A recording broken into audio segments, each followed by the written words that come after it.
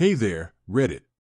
I'm about to share a pretty long story with you all, and there's a bunch of stuff you need to know to get the whole picture. So, let's dive in. I'm going to talk about my ex-girlfriend, Emma. Back when we first got together, I was 23 and she was 24. We were both in college at the time, and we hit it off pretty well, staying together for around 4 years.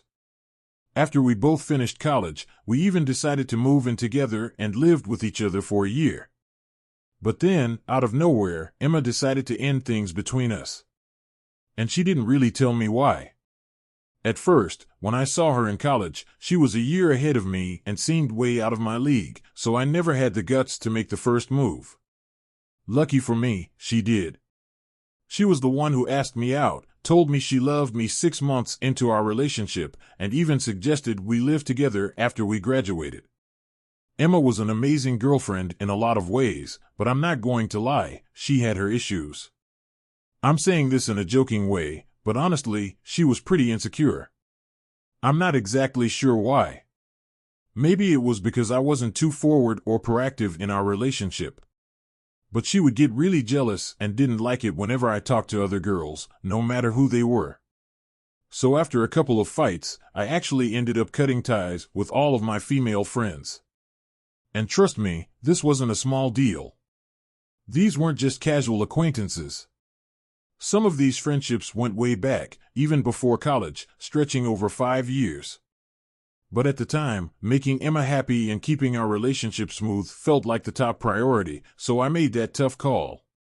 Looking back, it was a pretty intense decision, but love can make you do some pretty unexpected things. Fast forward to now, and life's taken a whole new direction. Emma's no longer part of my life, and I've married someone who's the complete opposite when it comes to trust and friendships. My wife is super cool about me having friends who are girls. She understands that trust is a foundational element of our relationship, so I've reconnected with all those old friends I had to let go of because of Emma.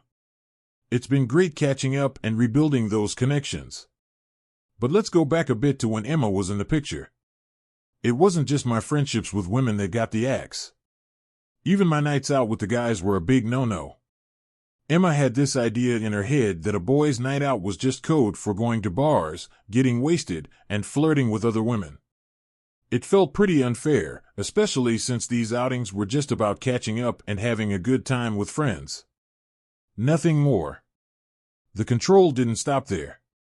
Emma pretty much wanted me to be with her and only her all the time. It was like she had this fear of me being out of her sight, which boiled down to her insecurities. I understand now that those demands were far from normal, but back then, I was so wrapped up in my feelings for her that I couldn't see the red flags. I genuinely believed that what we had was special, and her constant declarations of love and statements about not being able to live without me just fed into that belief. It's strange looking back, realizing how love blinded me to the point where I couldn't see the unhealthy aspects of our relationship. It was a learning experience, for sure, one that taught me a lot about love, trust, and the importance of maintaining a sense of self, even in a relationship. Emma had this thing where she couldn't picture her life without me in it. Despite all the crazy stuff going on, I stuck around. Why? Because I had this dream of marrying her and spending our lives together. That was my goal, my endgame. But as time marched on, sticking by her side got tougher and tougher.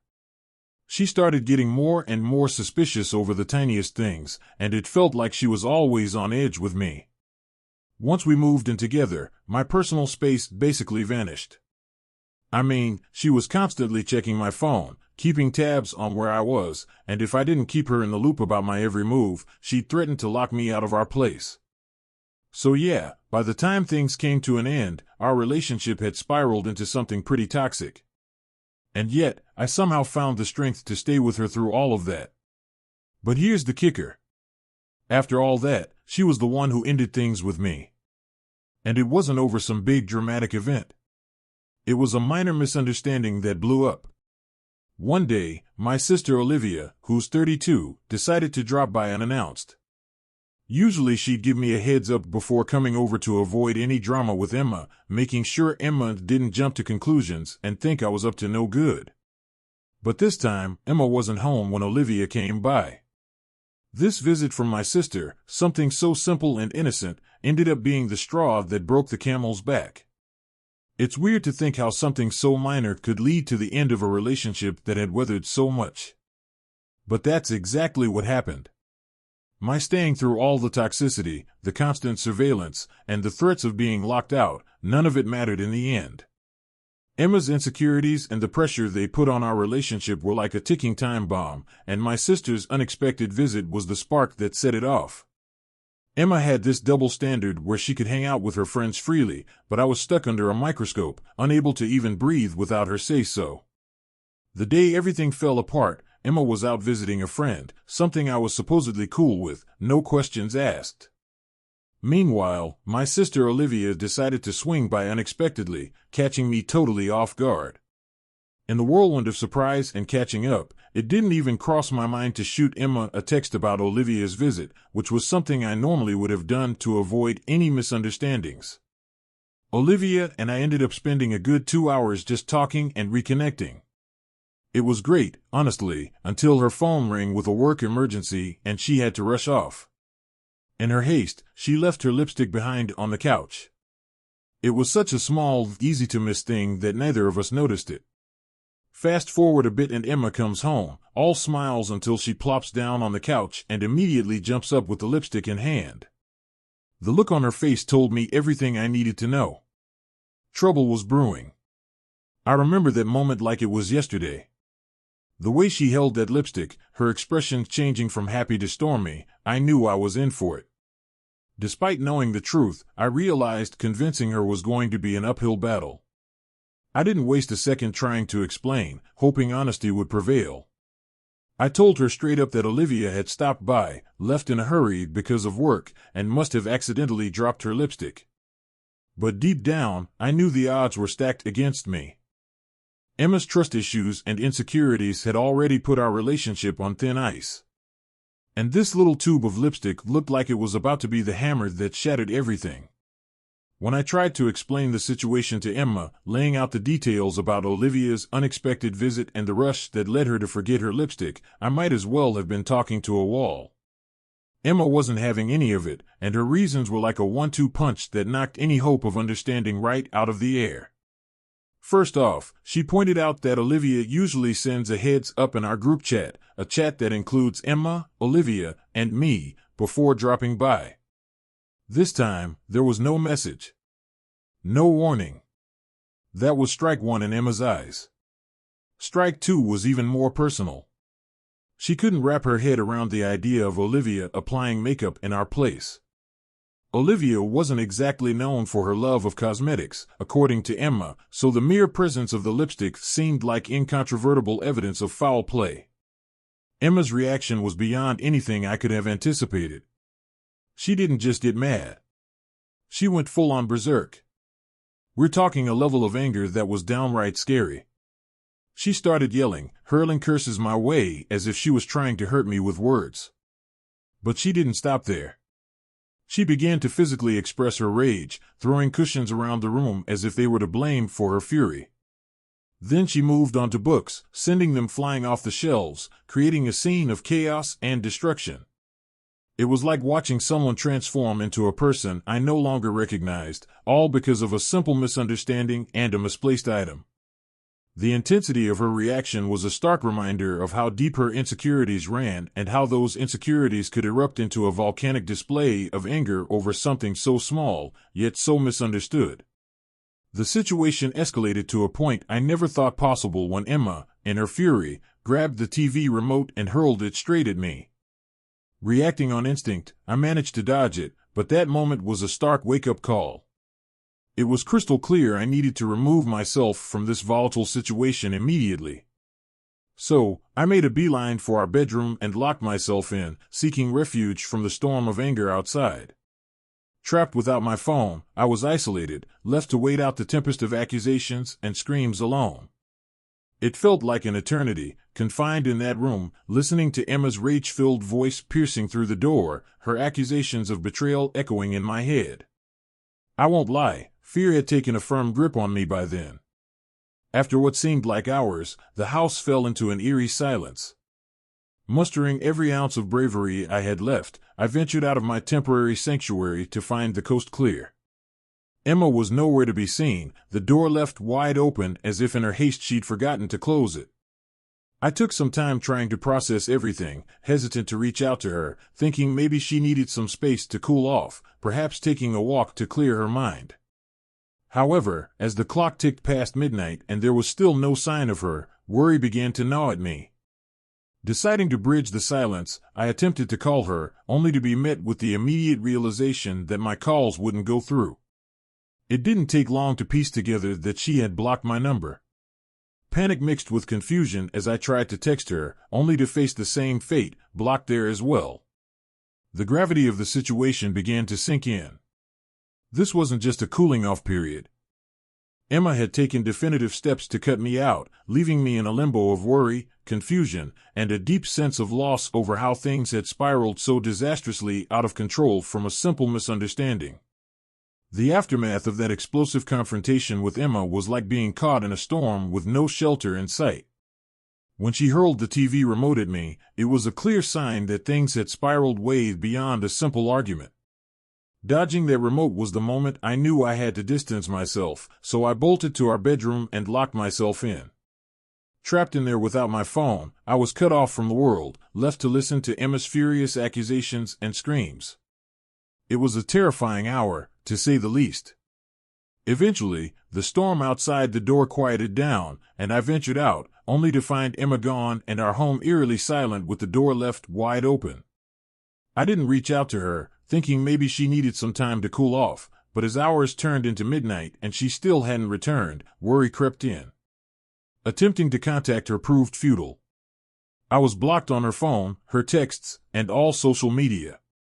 It was as if she had decided to erase me from her life in the blink of an eye.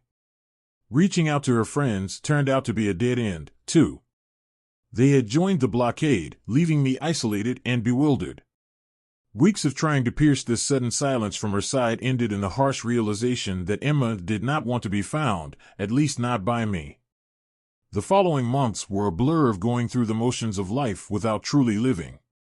Work became my only escape from the emptiness that greeted me at the door of the apartment we once shared. I clung to the hope that Emma might come back, that staying in our apartment would somehow lead her back to me. But as 1 year turned into a new chapter without her, I had to face the reality that it was time to move on. Moving out was like closing a book without knowing the ending. The lack of closure haunted me, turning what we had into a chapter of my life filled with unanswered questions and what-ifs. The journey through the aftermath of our breakup taught me about the harsh realities of love, loss, and the process of moving forward without closure. It was a period marked by deep reflection and the slow, painful acceptance that some stories in our lives might end without a proper goodbye. Navigating the aftermath of my tumultuous relationship with Emma was like walking through a never-ending night. I had closed myself off, especially from forming connections with women, out of a misguided sense of loyalty to what Emma and I had. It felt like engaging with someone new would somehow betray the memory of us. But then, Sarah entered my life, changing the course of my journey in ways I couldn't have predicted. Sarah was a colleague at work, and from the start, her kindness stood out. She wasn't just nice to me, her warmth extended to everyone around her. Beyond her undeniable beauty and intelligence, it was her radiant personality that truly caught my attention. Despite the walls I had built around my heart, Sarah's presence started to make them crumble, and I found myself falling for her. After swearing off relationships following the disaster with Emma, Sarah made me believe in the possibility of love again. We've been together for almost 4 years now, happily married for 2 of them, and I can honestly say I've never been happier. Emma became a distant memory, a chapter one thought was closed forever until she unexpectedly resurfaced in my life. It had been 7 years since she walked out on me over what was essentially a trivial misunderstanding, but there she was, suddenly standing at my doorstep, ringing our doorbell on a quiet weekend at home with Sarah. Opening the door to find Emma on the other side was like being hit by a wave from the past. All those years of pain, confusion, and eventually healing momentarily flashed through my mind. It was a reminder of how far I've come and the new life I've built with Sarah, a life filled with love and understanding, far removed from the toxicity that once consumed me. Emma's reappearance brought back old memories, but it also reinforced the gratitude I feel for the present and the person I've become thanks to Sarah's love and support.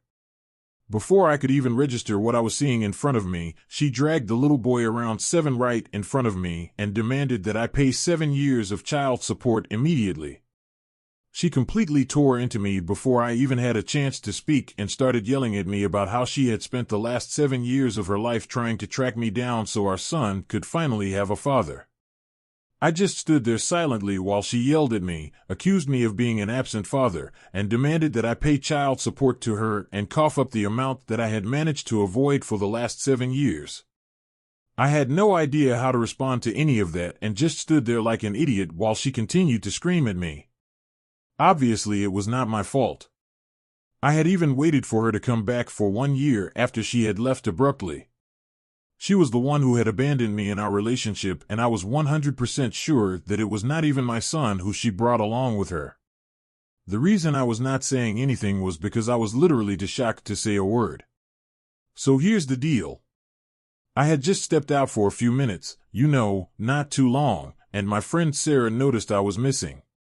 She got curious about what was going on and decided to check it out. That's when things got really interesting. Imagine this. Sarah walks out and sees my ex, Emma, right there. It was like a scene from a movie where everything goes slow motion for a second. Emma looked like she saw a ghost or something. Her face went all white, and it was clear she knew she was in big trouble. Now, I didn't catch on right away what was happening, but it was obvious Emma wasn't feeling great about seeing Sarah. Sarah was just as shocked to see Emma. Before I could even open my mouth to say something, Sarah and Emma started going at it like they were in a boxing ring, but with words instead of fists. They were yelling so much I couldn't even understand what they were fighting about. But it was obvious they knew each other from before, and whatever was happening, it wasn't good.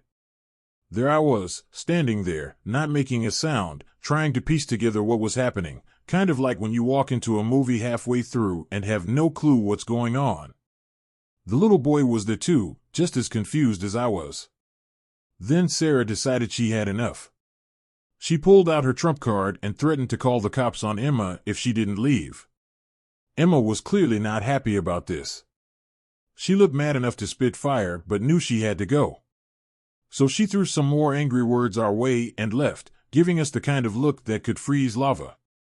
That's the whole crazy scene, like something out of a drama show where you're just standing there, trying to figure out why everyone is so upset and what's going to happen next. When she heard that Sarah threatened to call the cops again, and I'm not even kidding, Emma literally made a run for it. She grabbed her son as soon as Sarah mentioned the cops and got out of there as quickly as she could.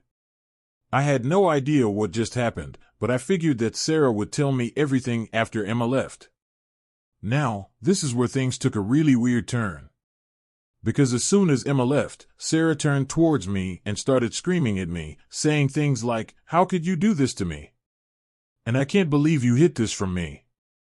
I still didn't say anything and just stood there looking at her really confused because that's how I felt. I was really confused, and the things she was accusing me of also did not make any sense to me. She was acting as if I had hidden my relationship with Emma from her on purpose or something. But I had not done that. I had always been very open with Sarah and told her everything about my ex, so I did not understand why she was reacting the way she was. The only thing that I hadn't done was show her a picture of Emma ever. But that wasn't on purpose. It was mostly because I had lost my phone before I moved into my new house and had all my pictures with Emma on it. So when I lost that, I lost a lot of pictures that I had with her. I had also deleted most of my pictures with her off my social media because it was a very painful reminder of what our relationship used to be and how she had just disappeared without an explanation. So to sum it up, I deleted my pictures with her on my social media and then I lost my phone. So I lost all the pictures that I had with her because I hadn't backed them up anywhere else either. I never tried to get them back because I just thought that it was a good thing that I didn't have any pictures with her anymore, since it just meant that one less thing that would remind me of her.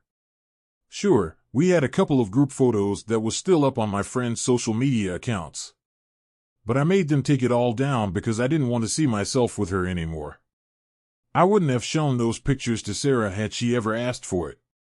But she didn't. And it just seemed like too much work to go digging for group photos or photos of me and Emma to show to Sarah when she didn't even seem interested in seeing the woman. So I never got around to showing Sarah how Emma looked after that incident. Sarah said that she wanted to leave and go live with her parents for a while so that she could cool down and clear her head before she came back in spite of me begging her to stay. She still left because she said that she just did not want to be in the same room as me for a while and really needed her own space to deal with this. I didn't even know what this was because she did not give me an explanation, and it just felt like a repeat of whatever had taken place to me and Emma. I was devastated for that entire day. And it wasn't until the next day that I finally made some calls to try and figure out what exactly was going on. I called her parents first, but they told me that I should have told them about Emma before instead of just bringing it on her like this. They Friday me for a while and then disconnected the call without giving me any explanation. So then I called Sarah's older sister, my sister-in-law, who was the only other person likely to have an explanation. I was completely lost, and she was my last hope. So when she answered my call, I wasted no time in explaining what had happened. And that's when she told me the real story of how Sarah and Emma knew each other. So apparently Emma and Sarah were cousins. Emma's real name was Cynthia. They're not her real names. I'm just using similar examples, which was something I had never used to refer to her, which is why Sarah had never made the connection. Apparently, Emma had always been a big bully who had pretty much ruined Sarah's childhood. Things had been bad between them for a while, but it all came to a head on Sarah's 18th birthday. Emma hooked up with Sarah's longtime boyfriend of almost 3 years. My in-laws were pissed, and Sarah's mother, Emma's mother's sister, got into a huge fight over Emma's behavior. Obviously, both parents took their own kid's side, and so their families stopped speaking to each other. They were completely cut off from one another. But the bullying did not end there because Emma decided that she was going to take revenge on her cousin by spreading nasty rumors about her online. It got to a point where their parents had to get involved all over again. And this time Emma finally decided that she was going to leave Sarah alone, but only because her parents had told her to cut it out. That was the last time the two cousins spoke to each other, and finally they met about a couple of days ago because of me. After the phone call with my sister-in-law, I finally figured out why Sarah had been so mad when she saw Emma at our door. Apparently, the meeting with Emma, or Cynthia, as Sarah knew her, had brought up painful memories for both of us. I spoke to her after that phone call, and I guess my sister-in-law must have talked to her because she finally talked to me instead of just letting the phone ring. I told her that I understood where she was coming from, but it wasn't exactly my fault that we hadn't been able to find out about this common link between us. Mostly because she'd never asked or shown an interest in Emma, and rightfully so, since it was all in the past anyway. And she was the future for me. Had she asked me about Emma even once, then I would have instantly shown her a picture, and we wouldn't have had to wait for so long to find out about this connection between us. I tried to explain my side of the story to her rationally, but for some reason she still thinks that I am the bad guy here and that I should have more about my past relationships. So she would have asked me about it as well, and then we would have been able to uncover this sooner. I just couldn't see how any of this was my fault, and I told her so as well. So she got really mad at me and stopped speaking to me after telling me that I was being stupid and self-involved. She then told me that she had a horrible history with Emma and she expected me to understand and respect that. To which I replied that I had a horrible past with her as well. But I didn't see Sarah trying to be understanding of that. I guess that really offended her because she told me that I won the Olympics for having the worst past ever. And then she hung up. Since then she has not been responding to any of my calls or texts, and I feel like I really screwed up here. My wife usually never loses her cool like this. So this was definitely a very touchy and sensitive subject for her. But I feel like she needs to realize that this is a sensitive thing for me as well. So it's not really fair to put the entire blame on me when I don't even understand what my fault here was exactly. I'm just glad that I haven't heard from Emma yet. Because I'm sure that if she continues to try and get involved in my life, then this mess will only get bigger. Anyway, I too for not telling my wife enough about my toxic ex-girlfriend. Update 1. Hi guys. So first of all, thank you all for the comments that advised me on what to do here. I'm really thankful for everyone who has something to say. And for those of you who wanted to know if my wife had ever mentioned anything about the bullying before. No. She had not. She had never told me that she had been bullied relentlessly in the past. And I only found out about that part of her after the phone call with my sister-in-law. It wasn't my fault. I know. But I still took the initiative and decided to go see my wife at her parents' place. I wanted to make this relationship work, and I knew that if I wanted to be with her, then I would have to go and set things right, even if it wasn't my fault, because it was us versus the problem and not her versus me. Yesterday, I finally visited her after almost a week of not speaking to each other. Both my in-laws and Sarah were pretty surprised to see me there, but I didn't wait for them to say anything. As soon as the door had been opened, I went straight to Sarah and gave her a big bear hug. She was taken aback, but she hugged me back, and we just hugged for a few minutes before we even said anything. This last week had been tough for both of us, and we knew we just wanted to be together. Who was right and who was wrong didn't even matter anymore. As soon as I broke away from the hug, she apologized to me and started crying immediately, because apparently she had thought that she had lost me forever due to the meltdown that she had after Emma's visit that day, and also because of the way she had been behaving after she left the house.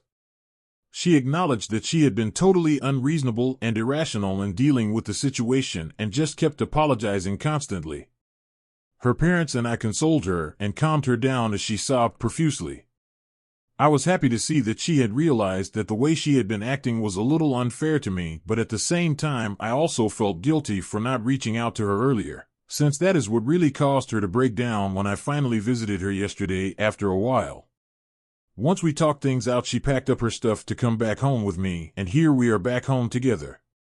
I wouldn't say that things have gone back to normal, but we're working on it and trying to make sense of everything that has happened in the last week, including Emma's visit, which we still haven't been able to get to the bottom of, but we'll find out what that was all about as well. Update 2. Hey guys, so we finally found out what Emma was here for. No prizes for guessing that it was for money, which she had made very clear to us as soon as she arrived by demanding that I pay child support for a kid that barely seemed or felt like my own.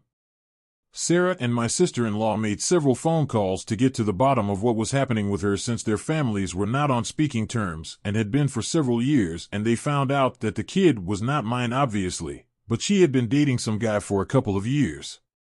In fact, I think she had even been two-timing me for the last couple of months of our relationship. I don't have any proof for it, but it would sure make sense, because she broke up with me over something really petty and then just cut me out of her life randomly like I was nothing to her. So it would add up if she had already another guy lined up to take my place after she broke up with me. She was probably already pregnant by the time she left me, and she just needed a way out. The incident with my sister was the most convenient way for her to leave.